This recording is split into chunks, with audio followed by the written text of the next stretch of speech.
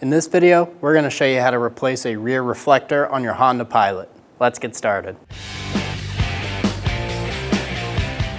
Pulling down on the rear bumper, looking up under, you're going to see the reflector and this big red tab. There's going to be a metal tab on the left side of it.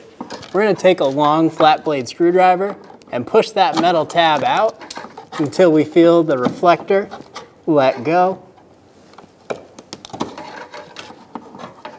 Once you have the reflector popped out from the back, it'll easily pull out.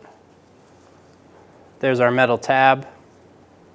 When we put it back in, this lever right here will hook onto here, and then it'll hinge in and click in with the metal tab.